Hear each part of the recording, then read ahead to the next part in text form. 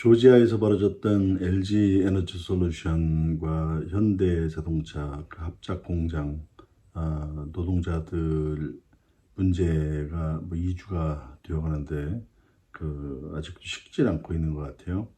뭐 세세한 내용들은 이미 언론에서 충분히 보고 계실 거라 생각이 들어서 저는 굳이 그거에 대한 이야기는 하지 않겠습니다. 대신 제가 하고 싶은 이야기가 몇 가지가 있는데요. 도대체 미국이 왜 이렇게 하고 있을까? 도대체 미국의 트럼프라는 사람은 누구고, 도대체 저 사람이 저러고 있는데 왜 의회는 가만히 있을까? 미국의 정말 속사정은 무엇일까 하는 점들에 대해서 조금 그냥 전 전문가는 아니지만 전직 기자로서 내가 이렇게 미국에 오랫동안 살면서 느끼고 보고 했던 것들에 대한 그냥 일반인 기준에서 알고 있는 미국에 대해서 잠깐 이야기를 하는 것이 좋지 않을까라는 생각이 들어서 카메라를 켰습니다. 결론적으로 말씀드리면 지금은 미국의 사정이 별로 좋지가 않아요. 그리고 앞으로 벌어질 일들도 미국이 감당하기 어려운 상황이 될 거라고 미국 사람들은 생각하는 것 같아요. 매년 적자 예산으로 뭐 이렇게 정부가 셧다운 된다는 둥, 이제 그 셧다운 되지 않도록 의회가 또 억지적으로 울며 겨자 먹기식으로 이렇게 또 예산을 늘려주고 또 그러니까 빚을 늘려주는 거죠. 빚의 한계를 계속 늘려주고 하다가 이제 거의 그것도 목이 찼어요. 그래서 더 이상 예산을 늘리거나 빚을 늘리는 일도 상당히 어려워졌습니다. 이런 와중에 중국의 부상을 막아야 되는 형편인 거예요. 보통 우리가 일반적으로 뭐 이렇게 알기로 미국은 지금까지 패권을 유지하기 위해서 늘 미국의 GDP의 절반 이상을 넘지 못하도록 항상 경계해 왔는데 지난 금융위기 2008년에 벌어졌던 금융위기 때문에 손을 쓰지 못하고 좀 늦었어요. 그래서 한 10년 이렇게 10년 15년 늦게 이제 중국 억제에 들어갔는데 패권을 지키는 것이 당연히 미국의 이익에 부합되는 일이기 때문에 중요하겠죠. 하지만 그것보다는 세계 질서가 정말 무너질 수 있어요. 어디로 어떻게 튈지 예측 불가능할 만큼 어려워질 수 있기 때문에 지금 중국을 적절하게 억제하지 못하면 안 된다는 어떤 압력을 좀 느끼고 있죠. 그렇다 보니까 가능한 빠른 시간에 가장 짧은 시간에 내 편과 내 편, 그러니까 중국을 중심으로 모이는 국가와 그 다음에 미국을 중심으로 모이는 국가들의 어떤 그 균형을 이제 정하려고 하는 거겠죠. 그 중국이 이미 손을 쓰기에 좀 버거울 정도의 경제 수준으로 이제 성장을 해버렸단 말입니다. 이런 상황에서 미국이 가지고 있는 내부의 문제, 아까 말씀드렸던 그런 재정적 문제도 현실이고, 그 다음에 두 번째는 그거보다는 더 좀 무서운 이야기인데요. 지금 현재 상황이 1차 세계대전과 2차 세계대전이 벌어졌던 1914년 에서 18년까지 1차 세계대전이 벌어졌고 예고편 같은 거였죠. 그게 지금 우크라이나와 러시아의 전쟁하고 굉장히 비슷해요. 그 다음에 그 이후에 1941년에 2차 세계대전이 벌어지면서 그 사이에 1930년, 29년도 경제 대공황이 찾아오지 않습니까? 이제 그런 일련의 어떤 사건들이 연계돼서 벌어지는데 그때 당시의 사람들의 어떤 불안 심리와 지금 사람들이 느끼고 있는 불안 심리가 상당히 비슷하다는 거예요. 그래서 미국의 어떤 그 정책가들이나 아니면은 띵크탱크에서는 주로 지금이 뭐 이제 제3차 세계대전이 벌어질 수 있는 가능성을 60% 이상 이렇게 보고 있는 것 같고, 그 다음에 앞으로 벌어질 수 있는 사회적 문제가 이제 더 미국으로서는 심각한데, 여러 나라, 미국뿐만이 아닙니다. 이거는 여러 나라에서 이 좌와 아니면 어떤 이념적인 갈등 아니면 사회적인 갈등 이런 것들이 결국에는 이제 부의 분배 문제인데 이런 것들이 근본적으로 흔들리기 시작하는 게 아닌가라는 점을 우려해요. 그래서 이제 사실 그 니오 리버럴리즘이라고 하는데 이런 2차 세계대전 이후부터 만들어졌던 어떤 그 경제적 그 스트럭처 자체가 이제는 더 이상 효력을 발생하지 못하고 국내 내부의 어떤 갈등, 그 다음에 내란 이런 것들까지도 우려하는 그런 상황이거든요. 거기에다가 이번에는 더 큰 문제가 닥쳤는데 그게 뭐냐면 기후 위기예요. 그 기후 위기다 그러면 날씨가 좀 더워지거나 추워지거나 이런 정도의 문제가 아니라 기후 위기는 식량 문제라고 보는 거거든요. 그러니까 기후 위기가 벌어지면 결국에 미국 같은 경우에 상당히 우려하는 부분 중에 하나가 남미에서 지금 벌어지고 있는 어떤 어, 식량 위기 문제 이런 것들로 인해서 남미 사람들이 북상할 수 있어요 한꺼번에. 그래서 그 캐러반이라고 여기서는 부르는데 그 캐러반 현상이 대대적으로 벌어지기 시작하면 국경이 무너진단 말이죠. 그래서 국경이 무너지고 그 다음에 남미에서 몰려오는 수백만 수천만 명의 인파를 어떻게 막을 것인가에 대한 문제도 심각해요. 근데 거기다 대고 미국의 인구는 지금 이제 히스패닉이라고 간주되는 그 남미 사람들의 인구 비율이 거의 백인의 인구 비율로 조금 있으면 따라잡게 됩니다. 히스패닉 계열의 그 다수 인구 이런 내부 문제가 상당히 복잡하고 해결하기가 어렵습니다.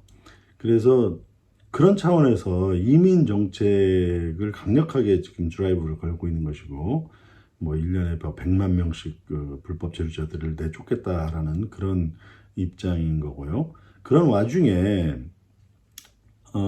그냥 뭐 남미 사람들만 겨냥하면 이게 남미의 반감이라는 것이 강해질 거 아니겠습니까? 그래서 이걸 국제적인 이슈지 결국 어떤 남미 사람들만 타겟하는 것이 아니라는 점들을 좀 보여줄 필요도 있고 하다 보니까 이런 그 조지아 사태 같은 무리한 그런 일들이 벌어지긴 것 같아요. 거기에다가 지금 AI가 급 발전하면서 로보트가 생산에 투입될 가능성이 매우 높아졌지 않습니까? 이미 하이테크 인더스트리에서는 뭐 코딩을 하던 예전에 그 디벨로퍼들이 직장을 지금 잃고 오히려 실업률이 좀 높아가고 있는 그런 상황이고요. 그리고 최신 생산 기반을 만들려고 그러는데 그 생산 기반에서 일할 수 있는 준비된 노동력이 부족하단 말이에요. 그러니까 그 노동력을 새로 개발하고 교육시키고 하는 과정도 시간이 걸리는데 그렇게 충분한 시간적 여유가 없어 보인다는 거죠. 이것도 미국이 가지고 있는 갈등 중에 하나입니다. 이런 전체적인 갈등과 한꺼번에 몰려온 어떤 위기적인 상황에서 미국이 결국에 선택해야 되는 것은 정말 미국의 득이 되는 나라 우방이 누구고 그 다음에 결국에 중국 가고 붙을 또 기존의 우방은 또 누가 될 것이고 그리고 예전에는 미국과 가까운 친구 같은 나라였지만 가까운 나라였지만 미국한테 도움이 되지 못하는 나라들을 어떻게 정리할 것인가의 여러 가지 차원에서의 고민들이 있는 거죠. 그래서 이런 것들을 정리하는 과정에서 사용되고 있는 도구가 바로 지금 관세 전쟁 같은 것 아니겠느냐라는 저는 이제 개인적으로 생각하고 그리고 이 관세 문제는 미국 내 인플레이션에 직결되는 문제이기 때문에 장기간 지속할 정책은 아니라고 저는 생각을 합니다. 그래서 이거는 어떤 초반 단계, 지금 당장의 단계에서 선 가르기 아니면은 이제 편 가르기의 분명한 노선을 좀 정하기 위한 수단으로 이렇게 사용되고 있지 않을까라는 생각이 들고 그리고 가능한 위협적으로라도 한국이나 일본, 이제 특히 이 두 나라가 굉장히 중요할 것 같아요. 그러니까 한국이나 일본의 기술을 어떻게 받아낼 것인가도 문제고, 그 다음에 앞으로 향후 한국과 일본하고의 파트너십을 어떤 형태까지 짜야 될 것인가를 가지고 고민을 많이 하게 될 것 같다. 그런 차원에서 우리도 미국을 바라보는 시각이 약 이렇게 감정적인 것보다는 조금은 냉정하게 생각하고 객관적으로 대응하는 것이 좋지 않을까라는 그런 생각이 들었습니다. 미국 사람들이 도대체 왜 이렇게 흥분하고 이럴까라는 점들에 대해서 잠깐 얘기하고 싶은데요. 좀 놀라운 사실이지만 제가 이렇게 미국에 살다 보면 미국 사람들이 상당히 멍청합니다. 이거는 굉장히 이제 주관적인 의견이라서 좀 조심스러운데요. 그렇게 똑똑하지 않아요. 그러니까 이거를 평균적으로 보면 한국 사람들이나 일본 사람들, 중국 사람들 같은 경우 IQ가 평균 뭐 115, 116 이 정도 된다고 하지 않습니까? 그런 반면에 백인들의 IQ는 약 100 정도 돼요. 근데 거기에 흑인들의 IQ는 훨씬 더 낮아요. 80대란 말이죠. 그래서 이 사람들을 이렇게 급변하는 사회에서 적응해 나가게끔 이렇게 하려면 상당한 어떤 그 노력이 필요하고, 그 다음에 국민들도 따라가 줘야 될 거 아니겠습니까? 근데 안타깝게도 지금 미국인들의 한 60%가 한 초등학교 6학년 수준의 그 독해력을 가지고 있어서 일단 읽질 않아요. 뭘 읽질 않고 말하거나 듣거나 이렇게 시청각 교육으로만 거의 생활화돼 있어서 정보가 굉장히 부족합니다. 그래서 그리고 또 미국이라는 나라가 워낙 강했기 때문에 굳이 세계 각 나라의 처지를 알지 않아도 생활하는데 불편이 없었다는 점에서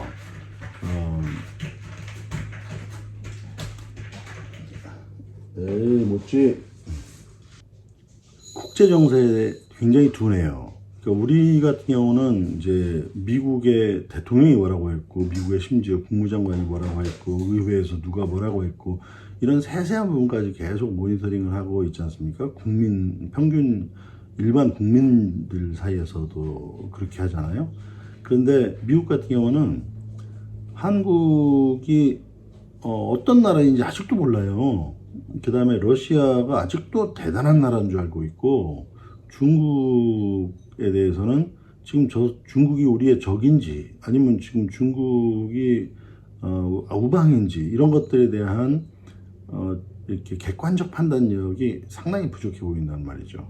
그래서 그런 미국 국민들을 어떻게 설득해 나가서 지금 당신네들이 직면해 있는 이런 문제들이 어디에서 근본적으로 발생하게 된 건지, 그 다음에 그거를 이런 의견을 모아내는데 굉장히 힘들어집니다. 그런데 오히려 국민들의 입장에서는 이렇게 세상이 불안해지면 인종적으로 이렇게 뭉치게 되어 있거든요. 그래서 나치의 백인 우월주의 같은 그런 극단적인 생각을 하는 사람들이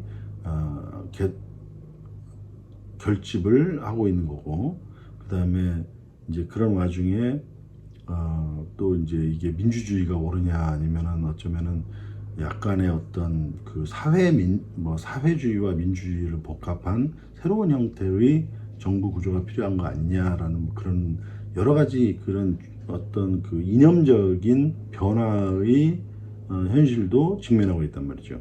그래서 아주 복잡합니다. 그러니까 이렇게 복잡한 상황에서 벌어지고 있는 트럼프 행정부의 고민도 있을 것이고, 그다음에 그런 복잡한 과정에서 무리수를 쓸 수밖에 없는 그런 현실적인 위치에 있는 게 아닐까라는 그런 생각을 요즘에 많이 하게 되거든요.